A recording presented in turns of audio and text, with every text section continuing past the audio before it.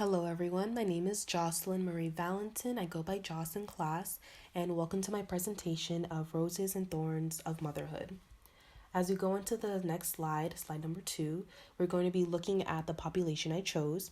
So the population I chose to dive into was teenage mothers who are within the ages of 13 to 19 years old, specifically going through postpartum depression and at risk of suicide. This includes female women who have had their first child, and this also excludes mothers expecting their second child, mothers older than 19 years old, and mothers younger than 13 years old. Moving on to the third slide, I do have statistics and data along with an image I just wanted to talk about briefly. So to the left, we have a mother who looks clearly frustrated, exhausted, and who is looking over her child who is well rested in bed. I chose this image because it looked very powerful. You could feel her exhaustion and you can clearly see what's going on. So going into the stats, Centers for Disease Control and Prevention, the CDC, in 2017, there was over 190,000 babies born at a birth rate of 18.8 per 1,000 women. Now, this does sound like a lot of babies being born, but this actually is a really big decline, a significant decline in teenage pregnancy. Also, this was a decline in all races. I have a list, but it's not limited to. I just wanted to give you a few examples. So for Caucasian females, there was a decline from 14.3 to 13.2, and going down to Hispanics, there was 31.9 to 28.9 decline.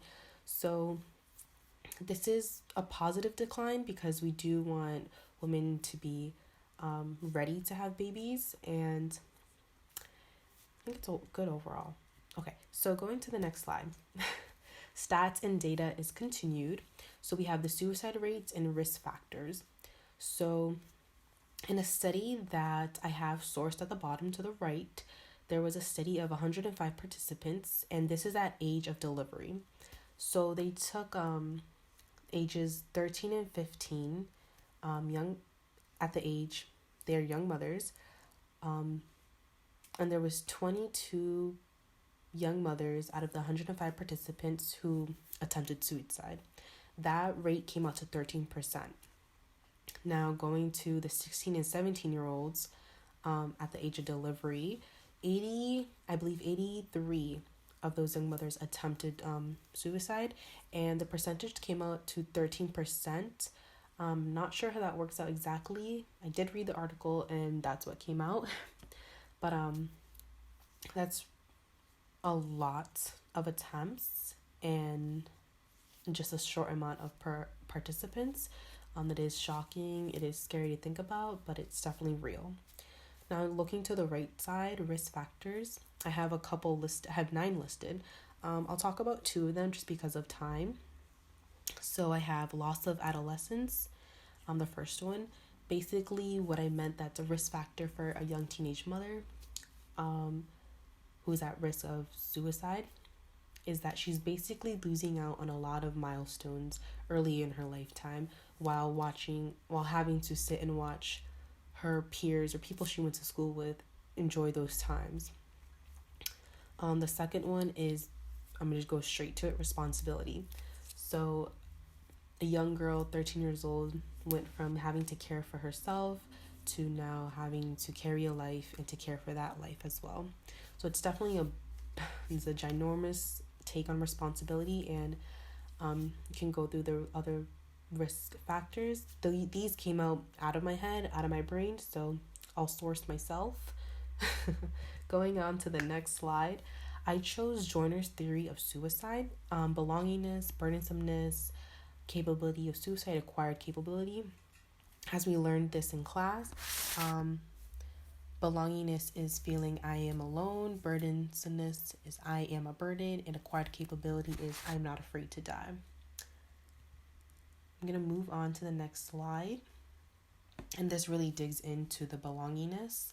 So as I said, belongingness, I am alone. Now, a young teenage mother may feel alone with her family, relationships, friendships, and the third one, that something is totally different about herself. Um, with her family, she might be feeling unwanted by her relatives. She's missing out on milestone moments with her friendships and relationships. And also, the thing that's different about her is that she is now caring for a baby while most of the people in her life are not. So it's definitely a feeling of lonesomeness. Going on to the next slide, perceived burdensomeness. Can't, wait, I said that right, yeah. So I put age, financial instability, dependent on others, and burdensomeness, it is what it is. It's I am a burden. So for age, you're considered a child because of one's age. The younger you are, the less you can do, if we're being really real about that. The older you get, the more you can do. However, being a teenage mother, you're 13 to 19 years old, there's really not much you can do, specifically if you're from 13 to 16. Maybe 16 to 19, there is some loose, like you can drive, you can do certain things, rent an apartment, but it is harder with age. Not being able to afford to care for one child on their own, that's financial instability, and being dependent on others, having to ask others what one should do if.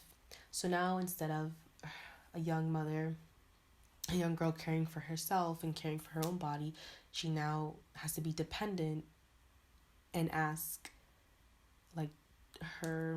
whoever is ready to help her with these questions of what should I do if my baby feels like this, or what should I do if my baby's throwing up. And it's really hard if you're not able to have that family there helping you out, because that is wicked hard. Going on to the next slide, acquired capability.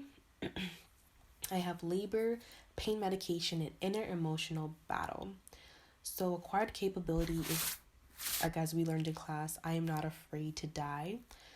So when being at high risk for suicide as a young teenage mother, after going through labor, your body has experienced the most excruciating pain, and so they put it from doing that to now being able to swallow pills, and they don't think that's something hard to do, especially. So that might be an easy way out. The next one is pain medication, prescribed medication after birth. That's definitely access to means.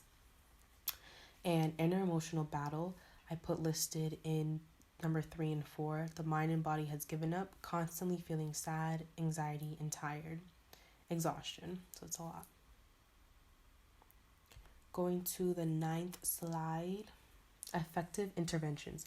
So while I was looking for effective interventions, most of the scholarly articles came up that because the age that I chose to look at, which is adolescents, 13 to 19, most of their time is at school.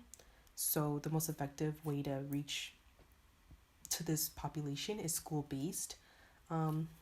They recommended, and there has been interventions in small group discussions, basically sitting in a group, small groups with your friends, your peers, and like talking about like your like highs and lows of the days, anything that's going on, concerns, and so on.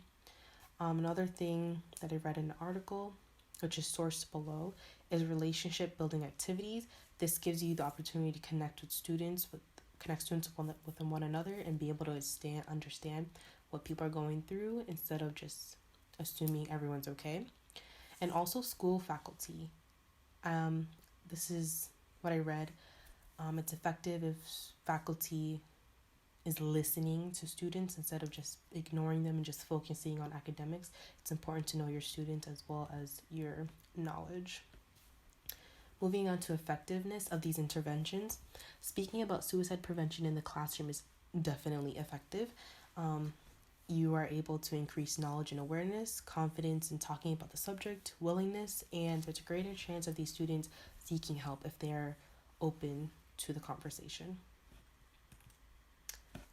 For policy, I didn't find any current policy on teen pregnancy prevention. No, there was policy on teen pregnancy prevention, but not on the teen motherhood high risk of suicide. but I did put what my recommendations would be for the future. So more community-based programs, which means young motherhood groups, which means like free activity outings, focusing on self-care, and basically creating a safe haven in the community that can be like once a month, once a week, twice a week, but for young mothers specifically. As we move on to the next slide, I put these two photos because they were very real, so I'll read it. If I admit I don't feel like being a mother and that this sucks a lot of the time, does that mean I don't love my baby? The next one is, don't you think this is the best time of your life? And the woman goes, of course, but in reality, she's thinking all those thoughts. I won't read all that because I'm running out of time. So to finalize it, I added a resource slide with the National Suicide Prevention Lifeline, and you can talk to a friend, a person you trust, faith leaders, a doctor, whoever, to talk about what's going on. So while I do have a couple more minutes, I'm just gonna go back and really identify a couple things that I flew over. So I did want to talk more about the risk factors on slide 4. So in slide 4, I said lack of support from the father. So a lot of the times when there's teenage mothers, they immediately lose the support of the father. Most of the times, not most of the times, but like a good number.